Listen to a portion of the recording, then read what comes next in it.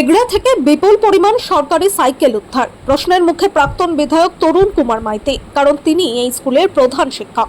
গত কয়েকদিন আগে এগড়ার প্রাক্তন বিধায়ক ও শিক্ষক তার বিরুদ্ধে সরকারি ত্রিপল অবৈধভাবে রাখার অভিযোগ উঠেছিল এবং ত্রিপলগুলো প্রশাসন উদ্ধার করেছে।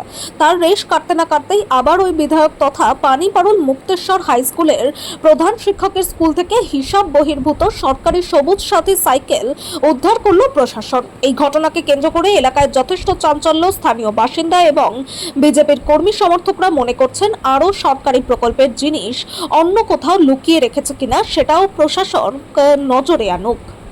ফের একবার বিতর্কের মুখে এগড়ার প্রাক্তন তৃণমূল বিধায়ক তরুণ কুমার মাইতি। তারই এলাকার এবং তারই স্কুল পানিপাড়ুল মুক্তেশ্বর উচ্চ বিদ্যালয় থেকে এবার উদ্ধার হলো হিসাব বহির্ভূত বিপুল পরিমাণের সরকারি সবুজ সাথীর সাইকেল।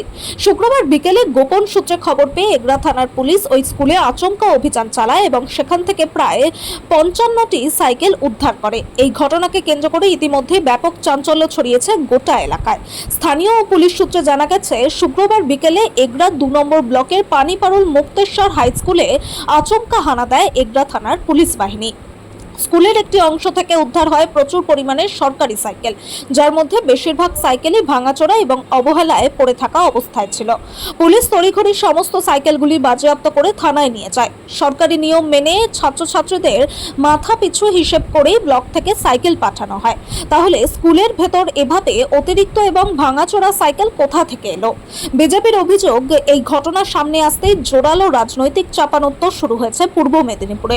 বিজেপির পক্ষ থেকে সরাসরি স্কুল কর্তৃপক্ষ এবং প্রাক্তন বিধায়কের তথা স্কুলের প্রধান শিক্ষক তরুণ কুমার মাইতির দিকে আঙ্গুল তোলা হয়েছে।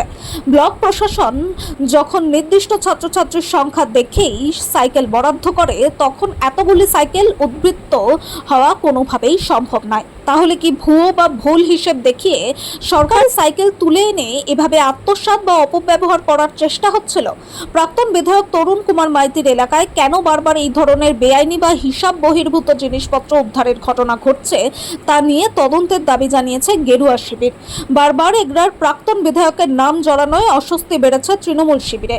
এই বিপুল পরিমাণ সাইকেল কেন পড়ুয়াদের না দিয়ে এভাবে স্কুলে জমিয়ে রাখা হয়েছিল, কিংবা এর পেছনে কোনো দুর্নীতি লুকিয়ে রয়েছে কিনা তা খতিয়ে দেখতে ইতিমধ্যেই তদন্ত শুরু করেছে এগড়া থানার পুলিশ। এই বিষয়ে স্কুল কর্তৃপক্ষের স্পষ্ট কোনো প্রতিক্রিয়া এখনো মেলেনি।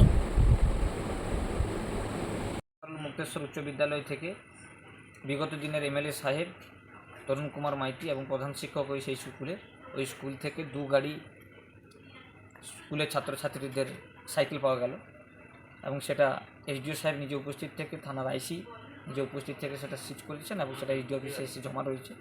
আমরাও এখানে রয়েছি। এই ধরনের দুর্নীতি এলাকার মানুষ কখনোই ভাবতে পারেনি, বিশেষ করে এই ধরনের একজন শিক্ষকের কাছ থেকে। আমরা সত্যি দিনের পর দিন এই ধরনের উদ্ধার করা বেআইনি জিনিসগুলো দেখে আমরা নিজেরাও অবাক হচ্ছি, আর বলার কোনো ভাষা নেই। শুধু এছাড়াও সেই এলাকায় বহু ধরনের কিন্তু দুর্নীতির সাথে যুক্ত রয়েছেন, যেটা আমরা দেখেছি, কিন্তু প্রতিবাদ করার জায়গা ছিল না। পানিপাড়ুল স্কুলের যে খেলার মাঠ, সেই স্কুলের খেলার মাঠে ক্রিকেট ট্রেনিং সেন্টার হয়েছে, যে ট্রেনিং সেন্টারটা একটা ক্লাবের হাতে তুলে দেওয়া হয়েছে এবং সেই টোটাল টাকাটা যে যারা ট্রেনিং সেন্টারে যুক্ত রয়েছে তাদের কাছ থেকে যে মাসিক যে টাকাটা নেওয়া হয়, সেটা কিন্তু সেই ক্লাবের ছেলেরাই নেয়।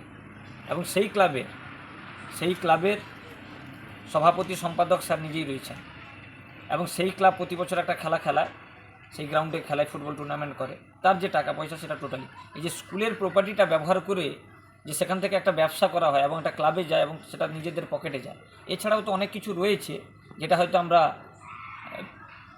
জানি না, কিন্তু এই তদন্ত যে শুরু হয়েছে এবার ধীরে ধীরে জানতে পারবেন, অনেকেই অনেক কিছু জানতে পারবেন। তার জন্য অপেক্ষা করতে হবে এবং আমাদের বিশ্বাস আইনানুগ একটা কঠোরতম একটা ব্যবস্থা গ্রহণ হতে চলেছে।